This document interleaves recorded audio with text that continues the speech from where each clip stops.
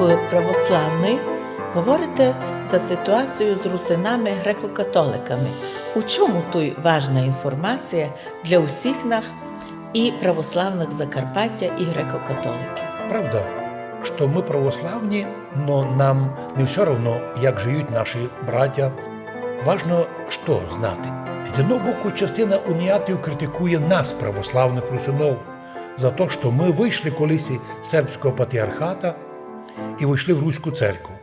В 91-му ми знаходимося в составі канонічної, визнаної в світі Української православної церкви.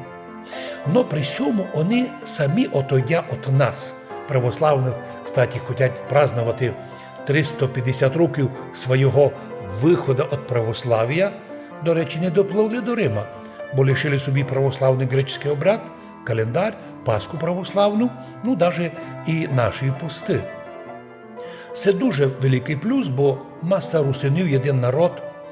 Часто бувало, що одні переходили в унію, другі із неї верталися. Но якщо в унію насилу заганяли, то історики уніатські кажуть, то було добре, передовое. А от якщо хтось вернувся із унії в православ'ї, або к тому приклала руку якась власть, то взагалі злочини.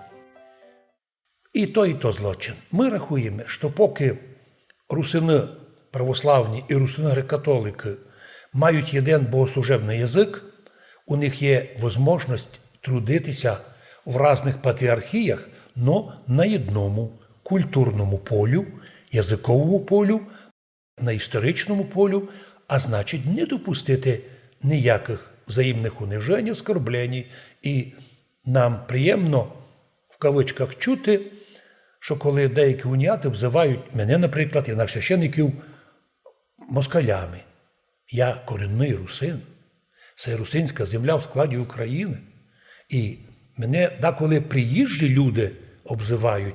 Ми відповідаємо, не путайте, або у вас проблема є. Ми русини, ми відношення не маємо до росіян, хоча вважаємо всі народи. Не маємо претензій якихось у личному биту із усіма національностями. Оцінка. Но ми з уваженням відносимося до всіх наших людей, в тому числі до греко-католиків, бо в нас сім'ї дуже змішані. Часто в одній сім'ї православна жона, чоловік греко-католик. І ми призиваємо к тому, щоб такі сім'ї не розпадалися, а жили разом і знаходили оті добрі відносини.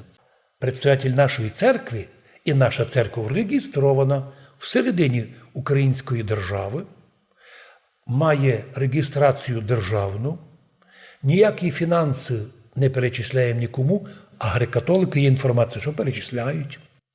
Ми приймаємо рішення всі самі.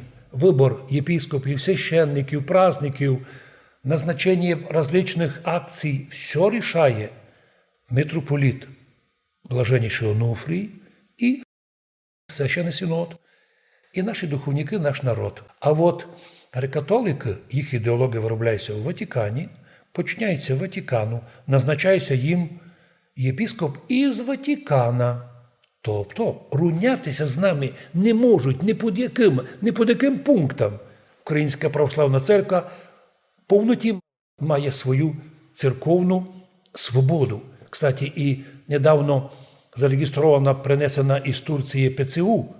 Ведь теж назначається оттуда, будуть назначатися єпископи, оттуда там рішаються конфліктні вопроси, там буде варитися миро. І до сих пор всі мовчать, пообіцяли турецькому патріархові 38 святинь українських у власність. Що це? Ми, всі наші храми, котрі ми владіємо, котрі ми будуємо, це власність Української православної церкви, і ми, громадяни України, все, що ми збудували, то нашої, тої території, де ми живемо, того народу, з котрим ми служимо. Отже, много еліта усім нашим людям, русинам, котрі або в якій релігії вони мають, або де вони перебувають, неважно. Головне – пам'ятати, ми русини. Ну, а вибір релігії будуть давати відповідь на страшному суді. До сих пір многі, на жаль, із греко-католиків не знають, що їхня єпархія наша Мукачівська називається Русинська. А якщо русинська, то значить не для віртуального народу, а для реального народу. Ми, православні русини в Закарпаттю, маємо дві єпархії – Мукачівську, Ужгородську і Хусько-Виноградовську. І нам Бог благословив, що ми проповідь говоримо по-русинськи, по-нашому, ну, якщо є потреба на українській мові, но богослуження церковно-слав'янської. Отже, і я желаю і нашим православним русинам жити в мирі з усіма, а своє драгоценноє сокотити, як зіницю ока.